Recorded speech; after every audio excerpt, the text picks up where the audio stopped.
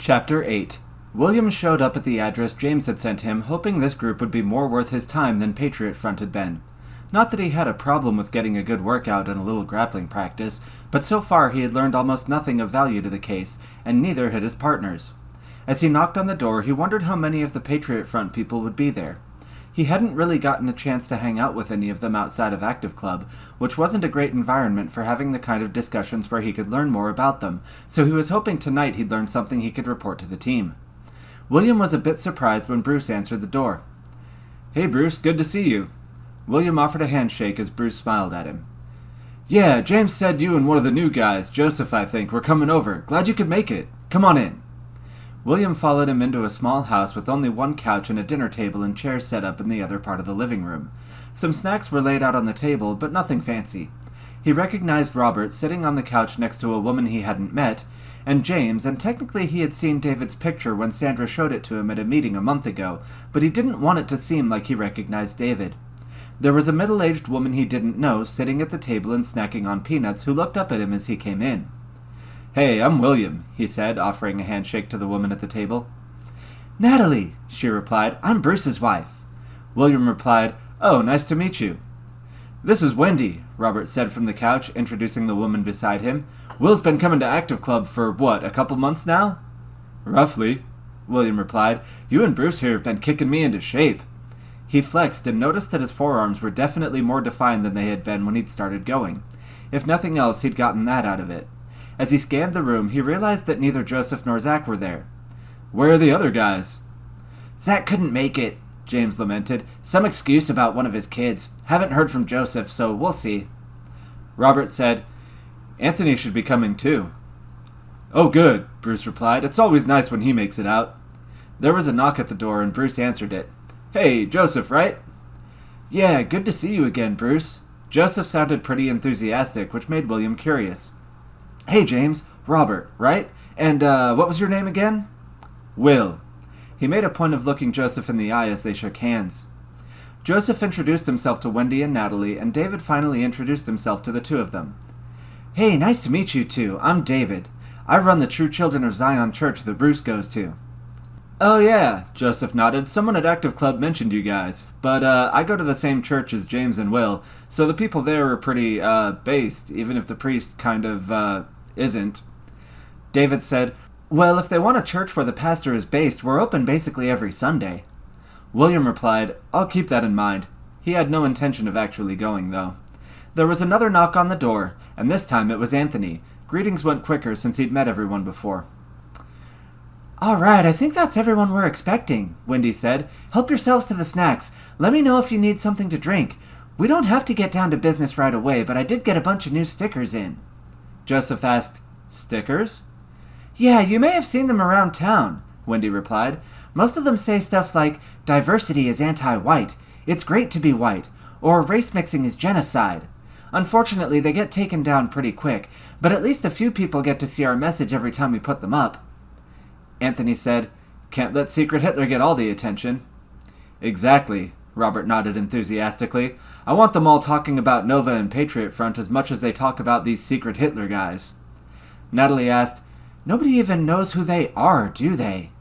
Anthony replied, "If they did, I'd have met with them by now." "Yeah, I'd probably be tempted to join too," William said, hoping that if any of them did know anything or found out something later, they'd tell him. "They kinda got me interested in the Jew stuff," Joseph told him. "I'd want to help too." William noted his interest.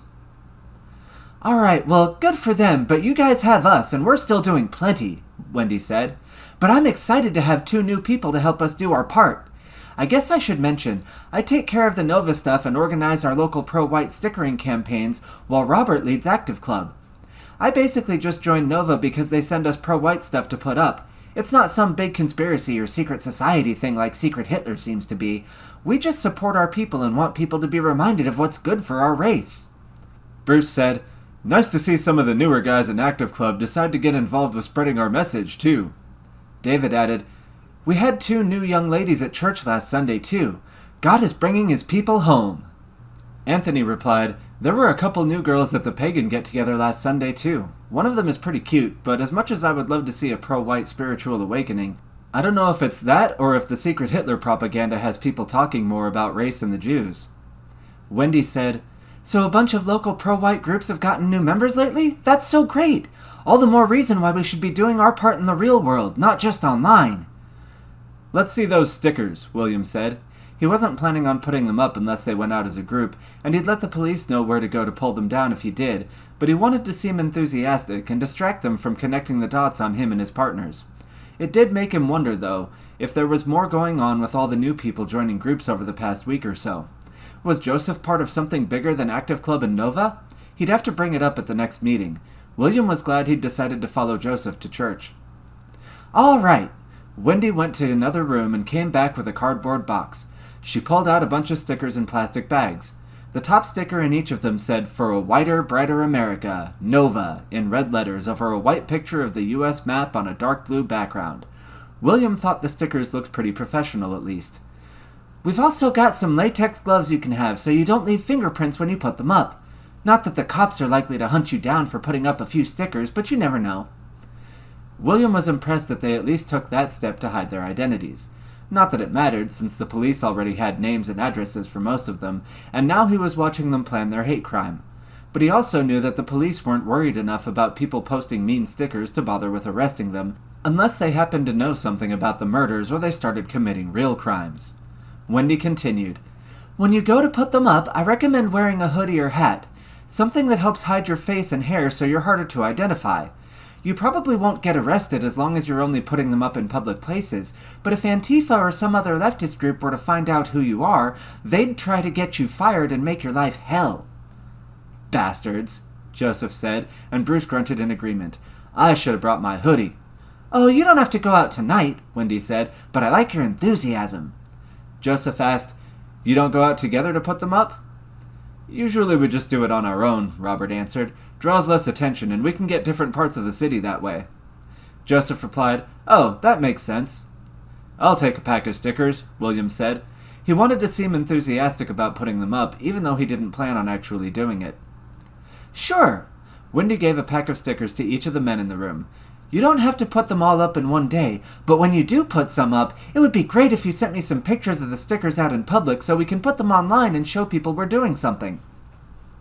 William wondered if that was actually a good idea on their part.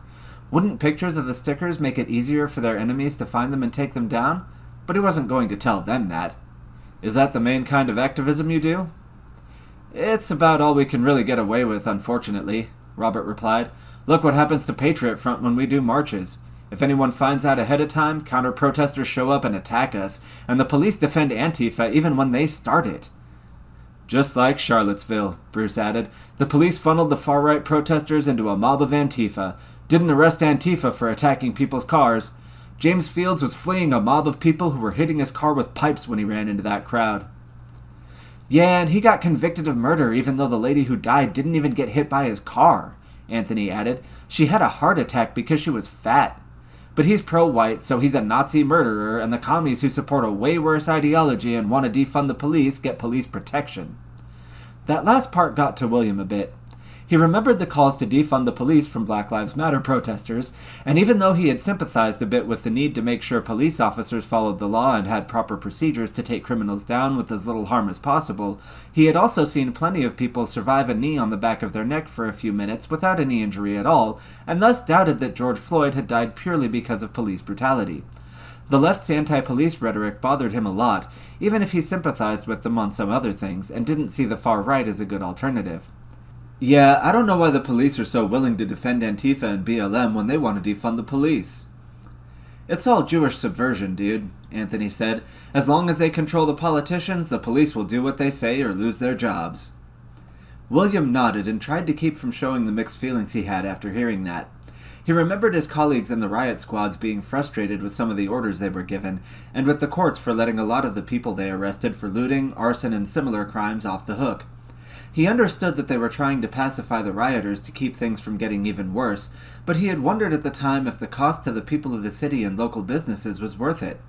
He could understand why people would think there was something more conspiratorial going on behind the scenes, even if he thought it was merely bad decision-making by people who thought they were doing the right thing. It's crazy how much the Jews control, Joseph said.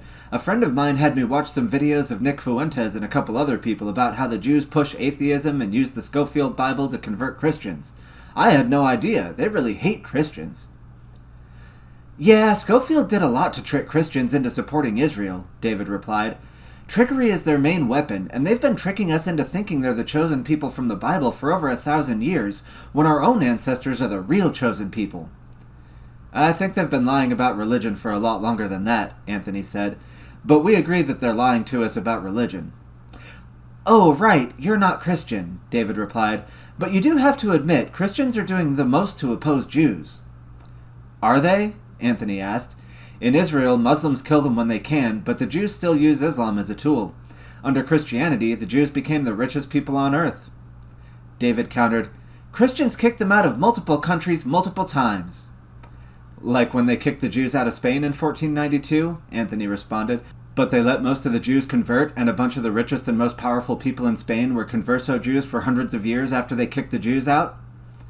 Okay, maybe we've been too merciful, David admitted, but Christians have purged the Jews plenty of other times, more than anyone else. Christian England kept them out for 365 years, a year of years. Look at the Crusaders who killed Jews and drove them from their lands. And killed white pagans, Anthony countered, while a bunch of bishops sheltered and protected Jews and multiple popes issued edicts telling the Crusaders to stop attacking Jews. Meanwhile, Khazaria was destroyed by Sviatoslav, a pagan king. There were lots of times when Europeans wanted to toss the Jews out because of the way Jews behaved, but the church told them to be merciful and tried to stop them. The Jews have always been subverters, Bruce said.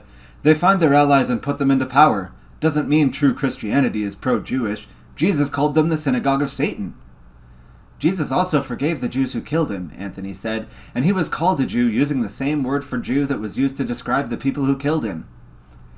You really think the Jews created Christianity and ran it as a psyop for 2,000 years? Robert asked. What was the point of creating Christianity just to have Christians treat Jews like second-class citizens and oppress them constantly for thousands of years? As Lenin once said, Anthony replied, the best opposition is the opposition you control yourself.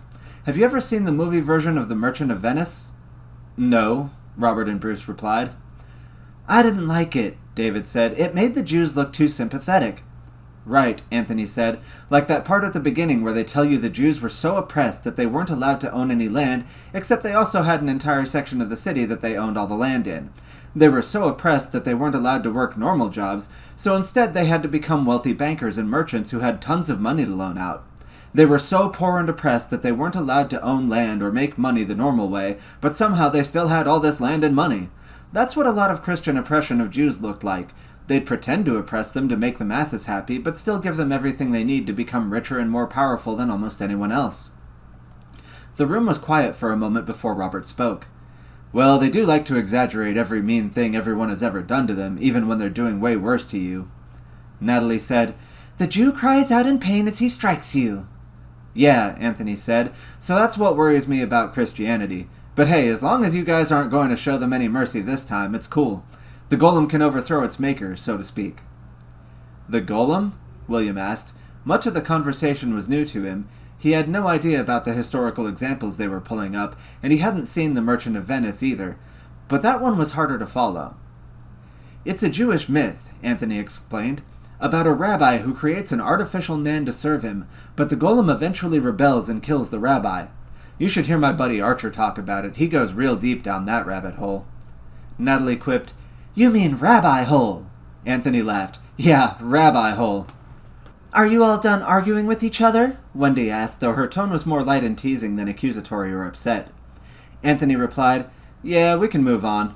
Natalie asked, Does this mean it's time for ice cream? Ugh, only a little bit. I'm trying to keep my girlish figure, Wendy replied. I do want some, though. I know how that is. I've been putting on some weight recently, too. I've just been craving it lately for some reason, Natalie replied as she got up and walked into the kitchen. Robert asked, Bruce didn't knock you up again, did he?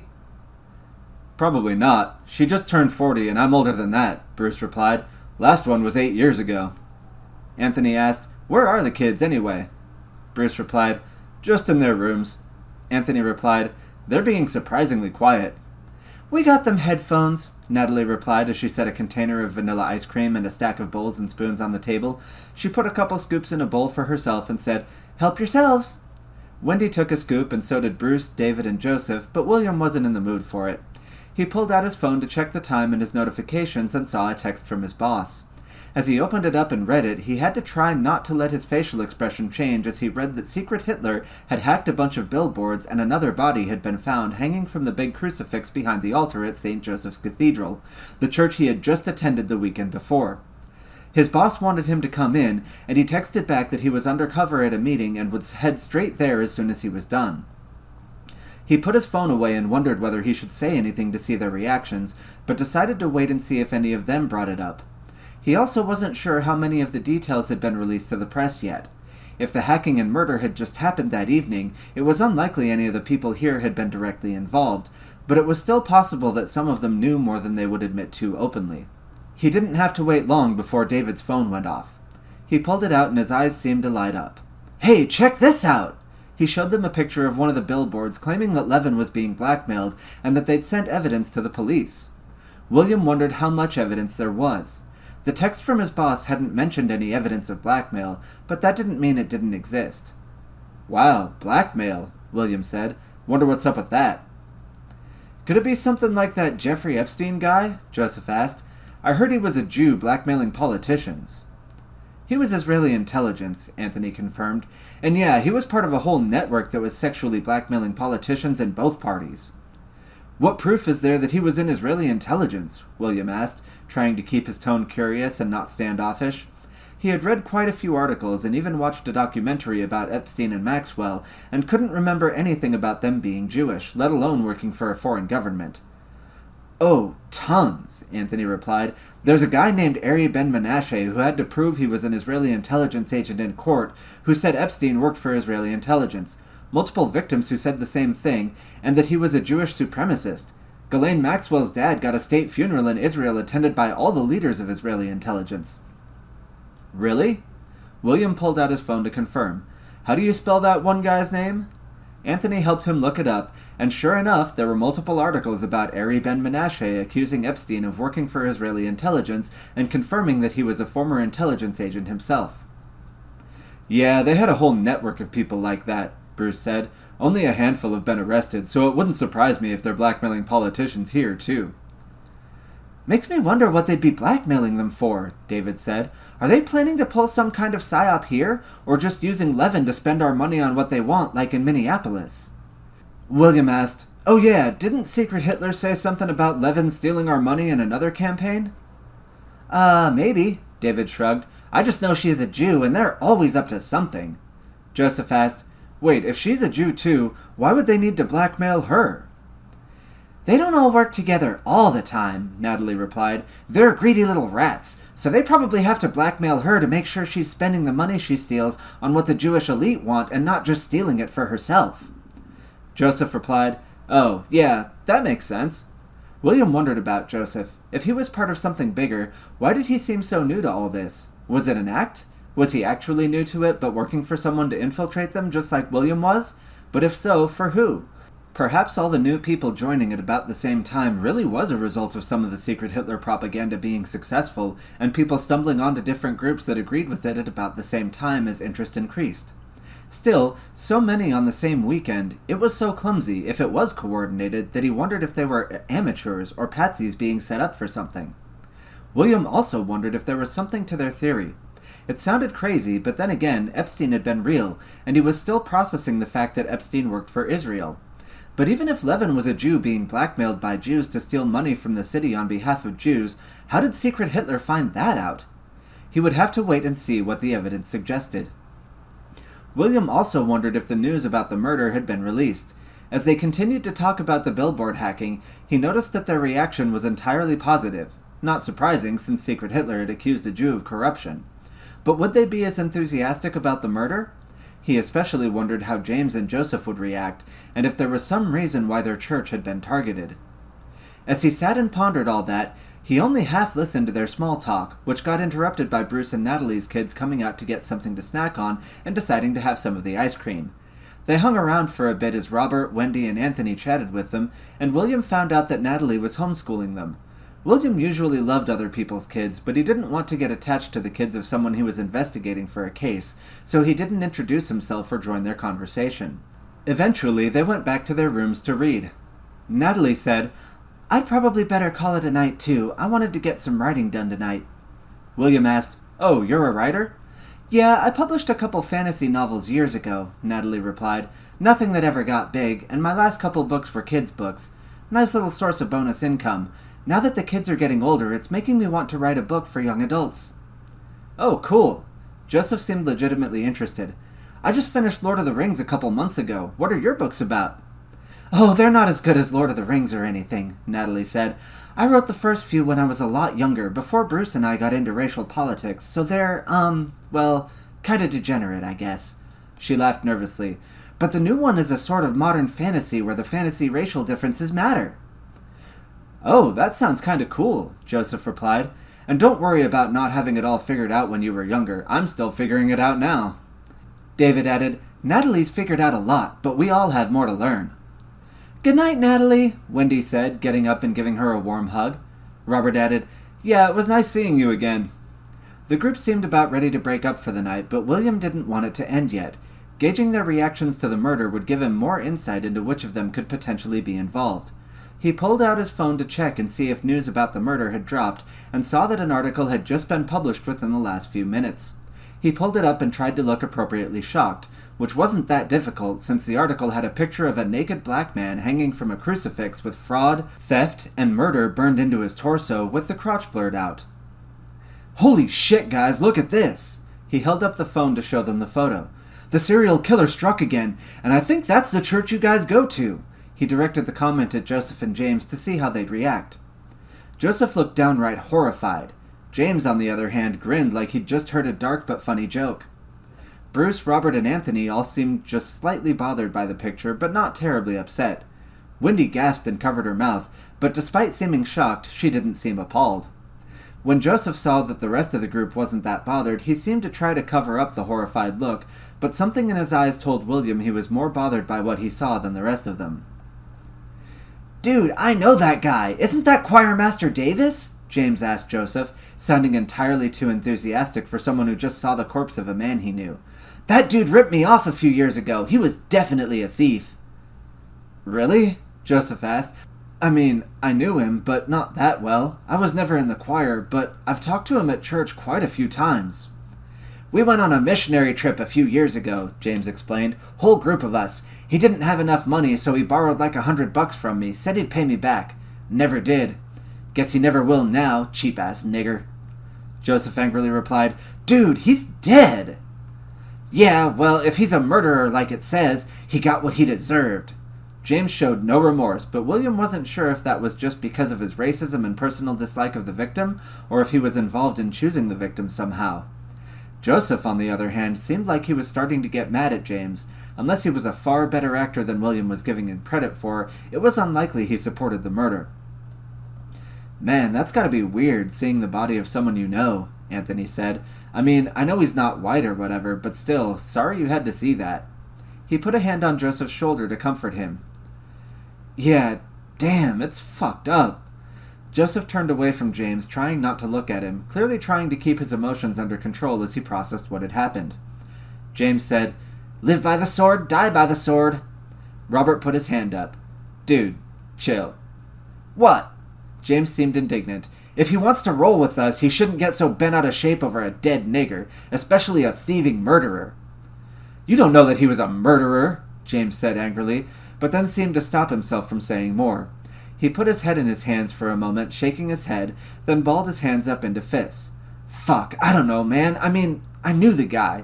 He was trying to, act white, too, you know? It's just fucked up is all." "It's hard losing someone you know," David said. "Even if he wasn't one of our people, it's fine if he was still a friend. God doesn't tell you that you have to hate people of other races, just to love your own. So I'm sorry for your loss. I know death is hard to deal with, but it's possible you didn't know him as well as you thought you did. If he really was a murderer, learning that someone you knew for years killed someone is going to be hard to deal with, too." Joseph looked like he was about to cry, and he slumped down in his seat, setting his elbows on the table and burying his face in his hands. He didn't start sobbing, but William was pretty sure he wasn't faking his distress. Wendy looked concerned for him, but hung back as if she didn't want to get involved. Robert and Bruce had looked like they were ready to pull James and Joseph apart if they needed to, but aside from Joseph, no one seemed to show much remorse for the victim. Then again, William didn't feel that much remorse for him. It was far from the most grisly murder he'd seen, even if it made more of a scene than most of Secret Hitler's previous victims, and since the rest of his victims had actually been guilty of their crimes, he suspected they'd discover that this one was too. William decided to show a little more empathy to get on Joseph's good side. "I'm sorry you lost your friend. I didn't know him, but I just started going to that church, so it's kind of weird for me too. I wonder if there will even be a service on Sunday, or if they'll be too busy with the funeral."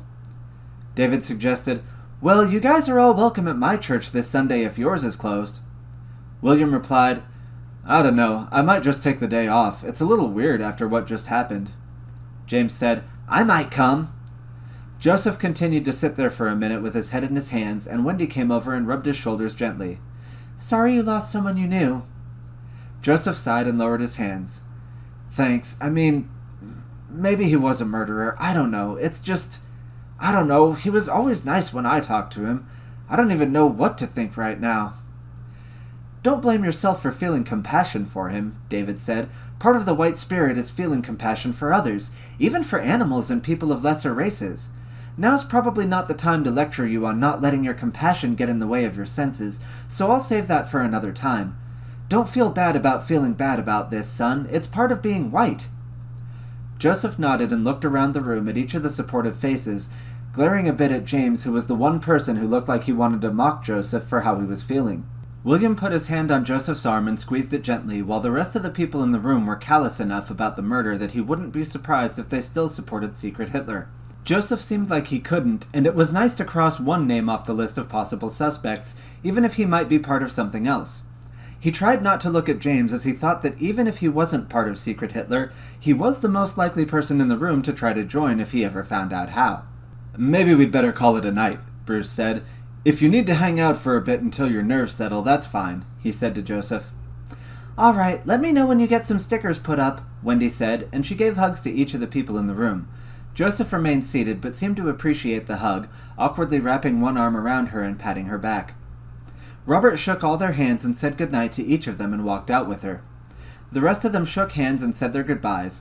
James shook his head at Joseph and simply said, "Good night," to him before leaving. William walked out with Joseph when he finally stood up, still looking a bit dazed, and walked with him to his car. "You think you'll be all right to drive?" Joseph answered, "In a minute. I'll sit here until I am." William asked, "What made you get into all this, anyway?" Joseph gave William a look that left him confused about how to interpret it. "Trying to do what's right, I guess. Going after criminals like Epstein, letting the police do their jobs when black people commit crimes, that kind of thing. But now that Secret Hitler killed someone I know, I don't know how I feel about that. I guess we'll see if he's really a murderer or not. That scene, though, of him hanging from the cross, it was painful to see someone violate my beautiful church that way." Joseph looked like he was about to cry, and William put an arm around him. "Yeah, I get it. And hey, whether he did it or not, seeing someone you know get murdered is totally different than just hearing about some random stranger die. David had a good point in there. Don't feel bad about having human empathy for a minute before you go asking if he did it or not."